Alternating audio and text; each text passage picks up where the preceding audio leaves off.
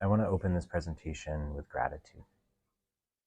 I'm personally grateful for the opportunity to be alive here in this moment when we have the opportunity to innovate and to push so many new edges as a species, called forth by this deep knowing that profound change is not only possible, but that we each have a role to play in making that change a reality.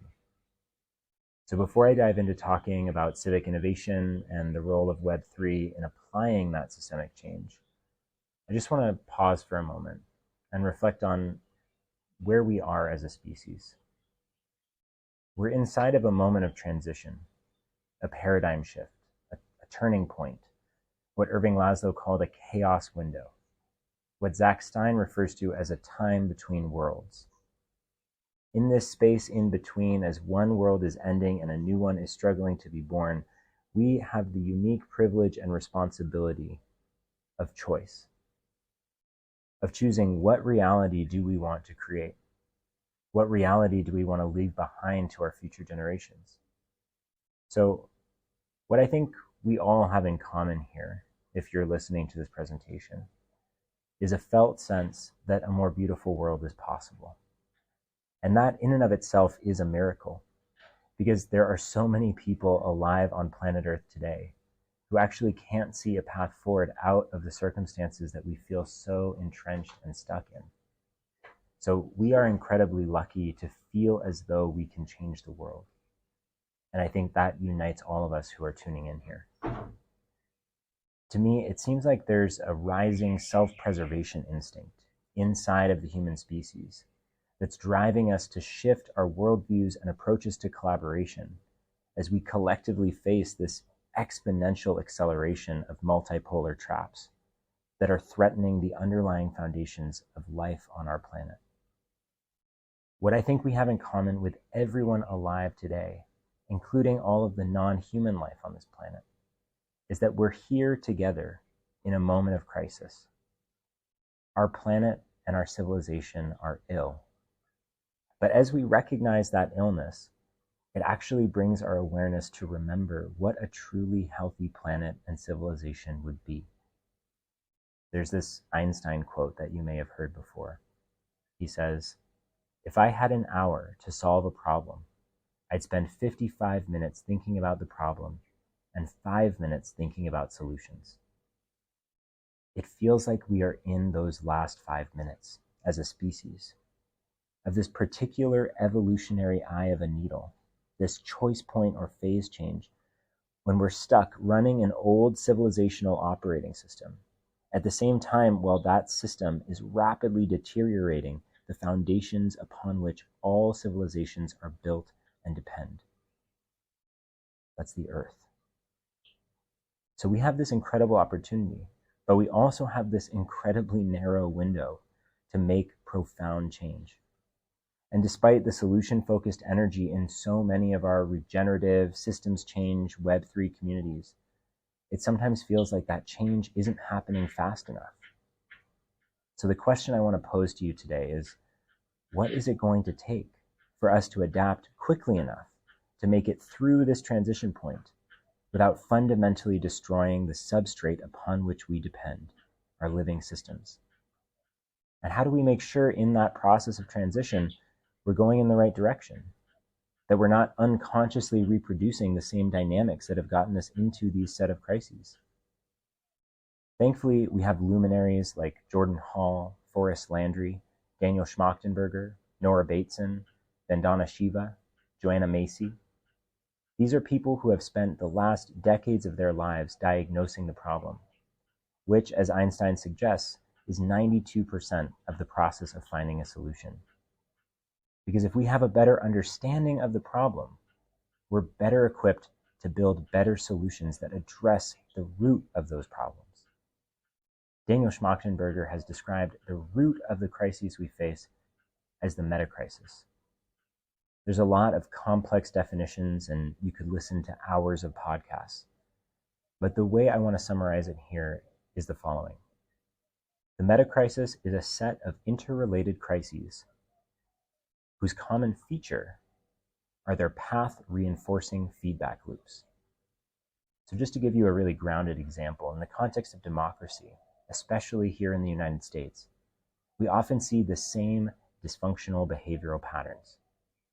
Elected officials, even the ones with good intentions, go to office to make the change that we've elected them to make, using the mechanism of redress and adaptation that's designed into the system of democracy. But by the time they have the power to make that change, they're often already so influenced or inhibited by the incentives of fundraising and corporate interests that they can't make the change we've elected them to make. This is a feedback loop. Sometimes in the context of democracy, this could be referred to as regulatory capture. So you can see that these dysfunctional behavioral patterns actually prevent us from addressing the core dynamics of how our civilization functions. At the root, this is a coordination and adaptation failure.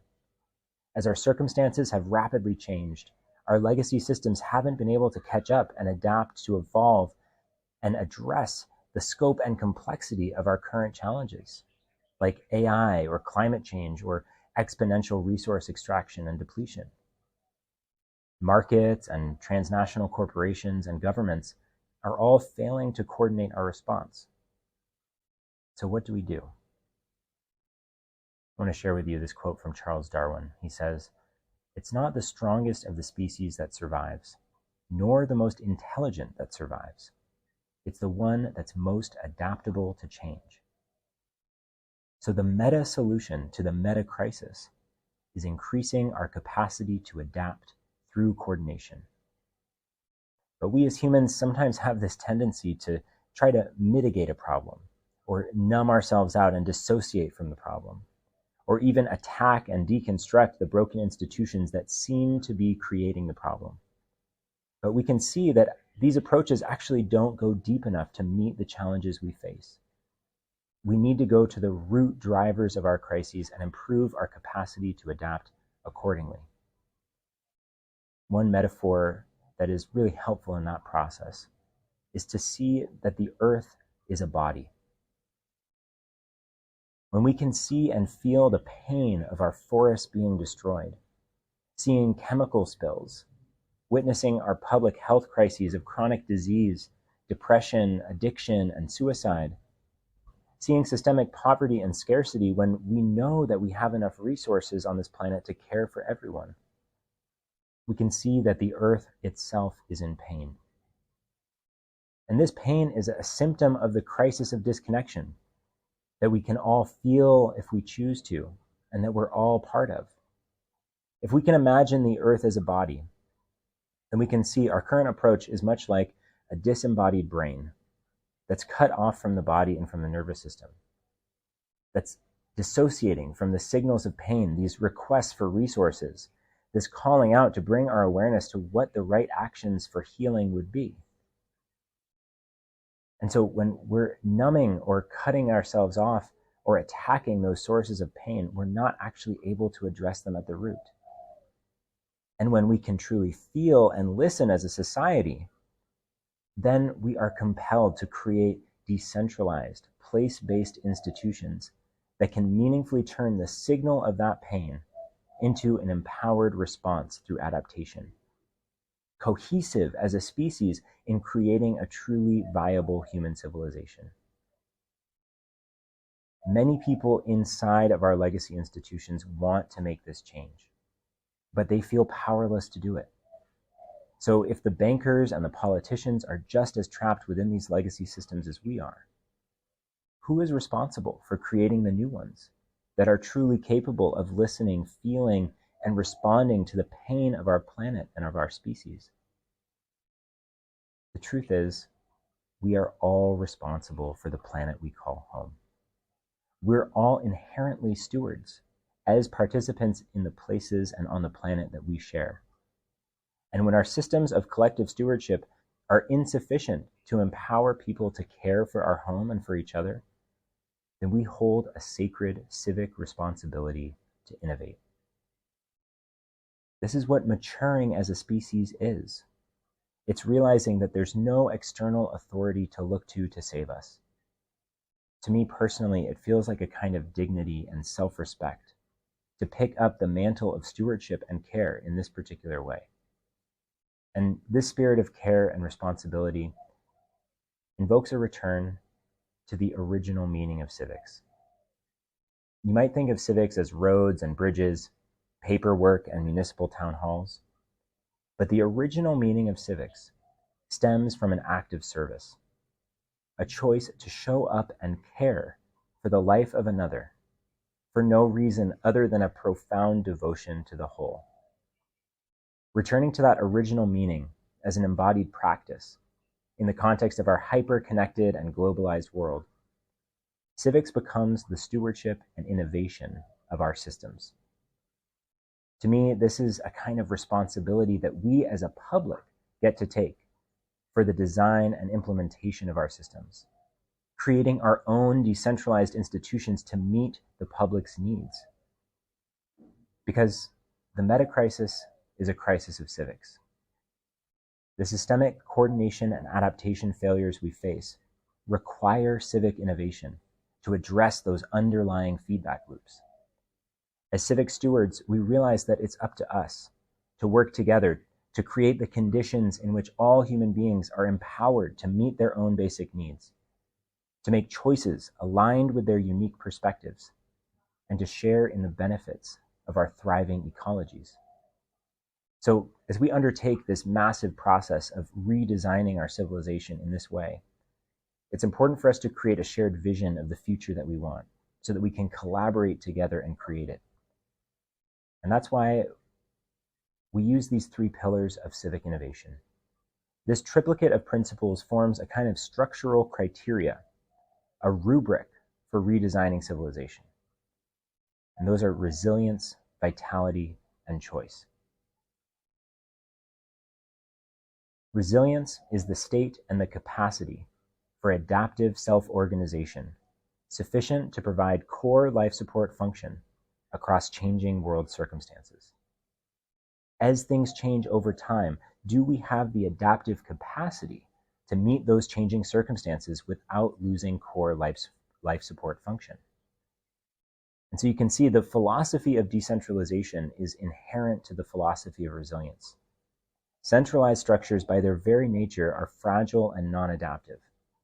So we need decentralized local infrastructure that allows us to more easily meet our needs locally and adapt to change. Next, we have vitality. Vitality is life's capacity to create more life. It's also the embodied state of thriving that emerges from all of the interconnected levels of well-being and quality of life for individuals, communities, and ecologies. In the indigenous Quechua language, there's a word called sumak kausai. I am well because you are well. What this indigenous wisdom implies is that unless our ecologies are thriving, our communities can't thrive. And unless our communities are thriving, we as individuals can't thrive. So we can see how interconnected all of our experiences of thriving are. Vitality has to do with bioregionalism. How do we steward our air and our water and our soil? How do we ensure that all of these different levels of well-being are accounted for in the design of our systems? And the last pillar is choice. Choice is the state of fundamental respect for the sovereign agency of all beings. And it's also the capacity of those individual agents to express their agency and influence their circumstances. This principle means that we're designing systems that support agency, not constrict it or take it away. These are systems of self-definition, where I as an agent get to opt in and choose how I want to participate. This is also the development of the capacity of individual agents to assert their will and influence their circumstances. I'm incredibly inspired by Elinor Ostrom and her work on the commons. And Ostrom's work really illustrates this principle of choice. Choice is fundamental because unless all people affected by a governance form around the commons are able to participate in the design and application of that governance, we're going to miss something. We're going to not include a particular voice, and we're going to unconsciously reproduce the same dominance culture that has gotten us into the crises we face. So with these principles as a foundation or a North Star for the desired output of what we're innovating and what we're innovating towards, now it's time to start thinking about how do we apply these principles into action. And the fascinating and exciting thing for me about the emergence of Web3 is that it coincides with the collapse of our legacy systems. And I think we can see that those two things are very interconnected. It's not a coincidence that Web3 is emerging now in this particular time. It's actually the blossoming and unfolding of a vision and a trajectory that was hoped for at the emergence of the first internet, but hasn't been truly possible to implement until now. So I want to offer you a brief overview of the evolutionary trajectory of Web3. It's definitely not exhaustive, but I think it illustrates the role that Web3 is here to serve in the process of redesigning our systems.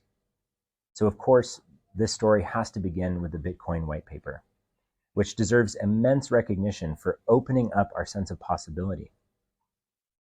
This awareness that money, arguably the core civilizational utility, could be stewarded by a protocol and not by a centralized institution that's corrupt and doesn't have the best interest of the public in its design. Then we have Occupy Wall Street. This was a mass movement that had a systemic theory of change. I think it was a moment of awakening for us as a people to realize that instead of protesting for one particular social issue, we needed to call out the failure of our entire financial system as a whole. And when you combine these two things, I think we can start to see how the philosophy and the approach of decentralization help us go further to the root of the crises that we face. Then we have Ethereum, which as a virtual machine enables us to encode smart contracts, to create governance, to create forkable and composable infrastructure. Ethereum is a kind of backbone or a substrate for systemic innovation. And then we have public goods. Thanks to our friends at Gitcoin, they really brought this awareness of the unique form of value that public goods represent. Because they're non-enclosable and non-rivalrous, anyone can use them, and the more that people use them, the more benefit that we all can share. And public goods aren't incentivized by our current markets, but if we can use Web3 to incentivize people to create public goods, they can actually create the highest return on impact. Then we have the emergence of NFTs. And while they were initially seen as a tool for artists and a tool for people trying to trade them to make money, NFTs are actually programmable Lego blocks that enable us to design new systems from scratch. Then between 2020 and 2021, we experienced a global pandemic. A lot of people made some money in crypto. A lot of people lost some money in crypto. But in 2022, we saw the emergence of the Impact DAO. This was a structural innovation that used the infrastructure of decentralized autonomous organizations and connected them to the ethos of the regenerative and systems change movements. This was a new kind of organization where positive externalities were actually baked into their underlying intention. They're purpose-based organizations, not driven by profit, creating entirely new game dynamics where multiple impact DAOs would actually invest in each other's success because they shared a sense of purpose. This is a total departure from our traditional sense of corporations and institutional structures. So I don't know what the future of Web3 holds, but I want to propose, in the context of this arc, a new unifying message for people working in this particular intersection. I believe that a crucial evolutionary role of Web3 is DCiv. When you take civics, our stewardship of systems, innovation, our capacity to adapt and transform, and use Web3 as a substrate for creating new protocols, this is decentralized civics. DCiv is a distributed and open approach to civic innovation. It's a method that allows us to collaboratively build systems together. And when we engage in that process, we're creating civic utilities. These are core civilizational public goods.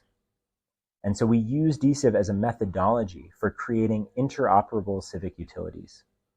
And when we put these parts together, they are so much greater than the sum of their parts. We're creating a civic hyperstructure. This is the fundamental coordination infrastructure that allows us to collectively actualize. This could come in the form of a governance SDK, an interoperable stack of social operating systems, a Web3 fork of the Taiwanese direct democracy approach through citizen assemblies. Civic hyperstructures are made up of Lego blocks of agentic systems of care that are composable and interoperable. So in service of creating the relationships and the alignments needed to produce these interoperable public goods, we hosted an event at ETH Denver called Federated Futures. And we convened it at an interfaith climate resilience hub called Shared Ground. We brought people together from the regenerative movement, leaders in democracy innovation, people focused on hyper-local systems, to begin the process of federating our futures into collaborative initiatives that are stronger together than their component parts. I like to use the example from our friends at Lobby 3 and their relationship with a team called Holonym. Lobby 3 realized that they needed an identity solution that would meet their requirements for civic tech. And so they started working with Holonym to create an interoperable identity solution that could work with Lobby 3's DVox platform, a distributed petitioning tool that would create together an incredibly valuable civic utility through their collaboration and interoperability, where both projects actually needed each other to create the value that both of them wanted to create in the world. And this kind of collaboration is the kind of collaboration that inspired us to create Federated Futures as a space for these conversations between diverse stakeholders from Web3 and non-Web3 backgrounds to engage in the participatory design of our systems together. And so this is really what we're here to serve as OpenCivics. We're using the methodology of DCIV to scaffold the collaboration and to incentivize civic innovation that empowers communities to engage in the participatory design science of systemic adaptation.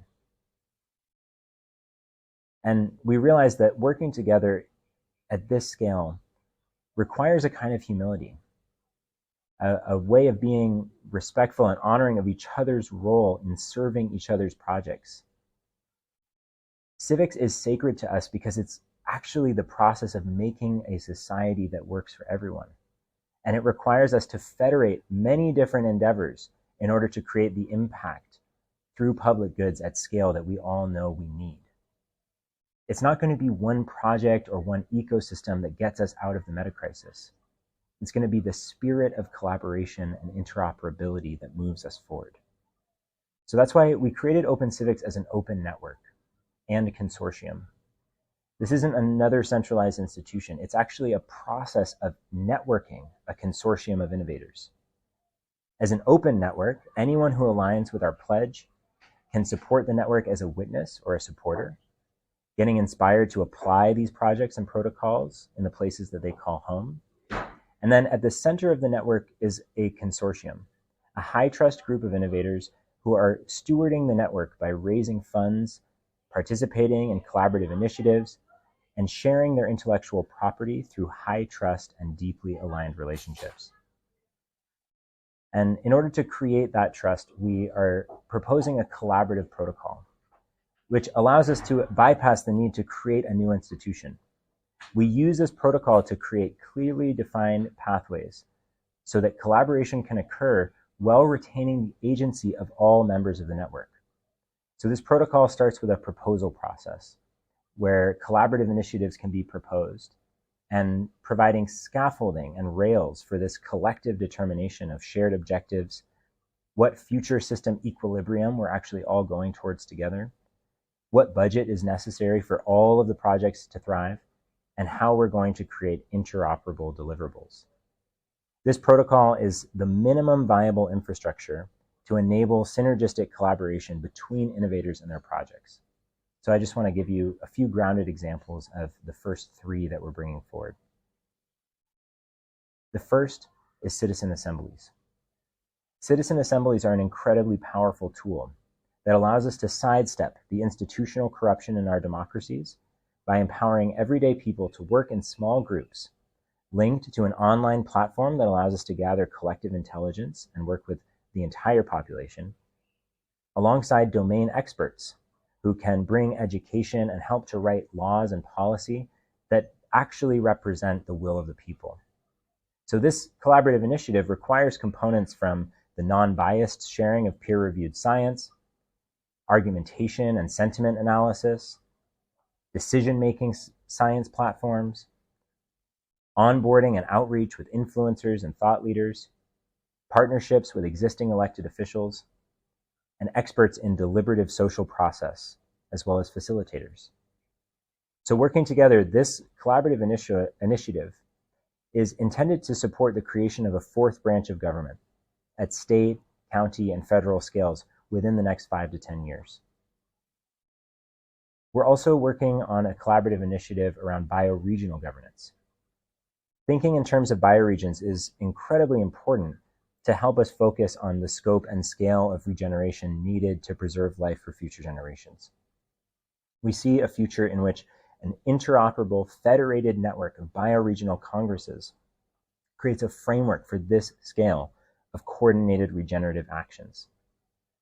To achieve this, we need to develop a technical, social, and ecological framework for these new governance bodies, which will require expertise from ecological land stewardship groups, indigenous wisdom carriers, technology platform developers, as well as governance and social process experts. Linking these groups together in a collaborative initiative, our goal is to create a framework for a bottom-up planetary governance framework, whose primary directive is ecological stewardship.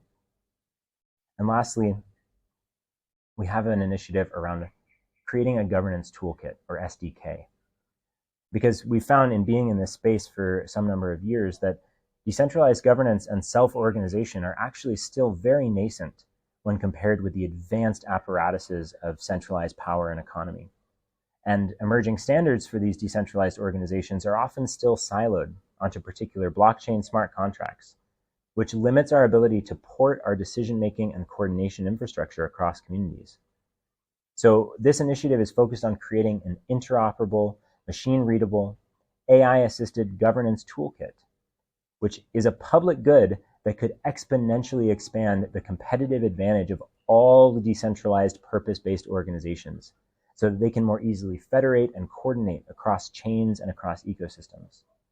This toolkit would require expertise from social process facilitators, smart contract writers, platform builders, and would result first in a wiki of governance tools, and then an AI-assisted governance bot that could support communities in self-organizing locally and globally. So you can see all of these initiatives are not trying to fight the system. The pattern amongst all of them is that we're creating a new basin of attraction, a new system equilibrium for a parallel society that uses innovation, interoperability, and collaboration to get us there. By linking innovators with domain expertise into a unified network, we're invoking a new kind of Apollo project, where instead of trying to get to the moon, our moonshot is actually an Earth shot. We're looking for the solutions that will create a truly viable human civilization that doesn't destroy itself. So in this moment of choice, this moment between worlds, OpenCivics is an invitation, a call for you as a civic innovator to work together to do what none of us can do on our own. Are we going to keep working in silos and walled gardens, competing with each other for funding, not seeing the bigger picture that unites all of us together? What I hope you'll take away from this presentation is an invitation to think about how do we federate? How does your sense of the future align with the felt sense of the future of other innovators? And what's that connective tissue? What's the interoperability, the composability that we can design into what we're working on so that it can federate and integrate and interoperate with other tools and other processes that we desperately need as we transition from a fragile, centralized, extractive civilization into a resilient, participatory, and regenerative one.